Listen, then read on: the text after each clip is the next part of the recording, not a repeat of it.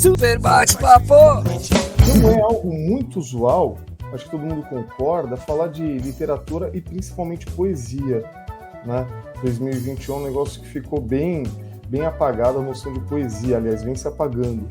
E aí a minha curiosidade foi de onde veio, como você encontra essa literatura na América Central, justamente por estar fora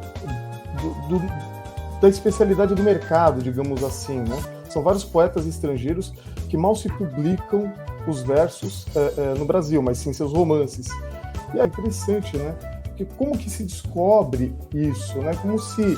Porque não está no mercado. Eu queria que você deixasse a primeira pergunta, eu queria que você explicasse para a gente como é que se dá esse encontro, né? E qual é a matiz que você vê, qual é o colorido especial dessa literatura, dessa estética. Beleza. Então, como eu comecei a te dizer, antes do Benê voltar para a live, eu descobri essa literatura caribenha de expressão francesa durante a graduação em letras, né? Eu fazia habilitação em francês e estudava literatura francesa europeia, basicamente.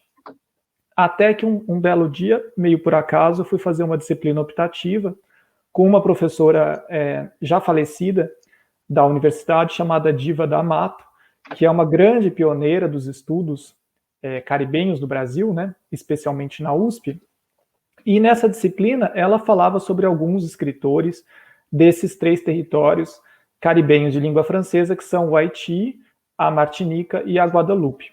Eu nunca tinha ouvido falar nem da Martinica nem da Guadalupe, já tinha ouvido falar um pouquinho do Haiti, porque nós não estávamos tão longe do terremoto de 2010, na época, né? Acho que isso foi em 2013, essa disciplina que eu estou contando. E foi um grande choque para mim, porque eu estava começando a aprender francês, começando a ler textos literários em francês, e aquela literatura europeia não me dizia muito respeito, né? Então nós estávamos lendo, por exemplo, os grandes romancistas do século XIX francês, os poetas do século XIX francês, etc. Mas eu não sentia que aquela literatura acrescentava muito profundamente para mim e para o meu olhar, por exemplo, para a América ou para o Brasil. E aí, quando eu descobri essas literaturas caribenhas que falavam francês, que escreviam em francês, foi um grande choque. Eu comecei a ler os textos compulsivamente e desde então tenho lido cada vez mais autores e cada vez eu me surpreendo mais com o refinamento de percepção dessas pessoas que, de um lado, tem toda a digamos, tradição cultural caribenha, né, e da América Central, como você disse, americana em último sentido, e de outro lado toda a bagagem literária da língua francesa.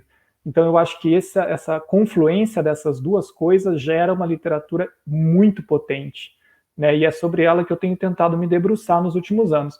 E aí eu tenho estudado assim, mais academicamente, né, na universidade eu tenho trabalhado mais com os ensaios, na verdade, né, que são ensaios poéticos, no caso do Eduardo Glissant, que é esse autor que eu estudo desde o mestrado, mas tenho trabalhado com os poemas também em paralelo, tenho traduzido poemas, tenho escrito sobre alguns autores desses territórios e tal. Não é que eu excluo o romance, eu gosto muito dos romances e já escrevi sobre romances, mas não é o foco do meu trabalho na academia e nem como tradutor também. Basicamente isso.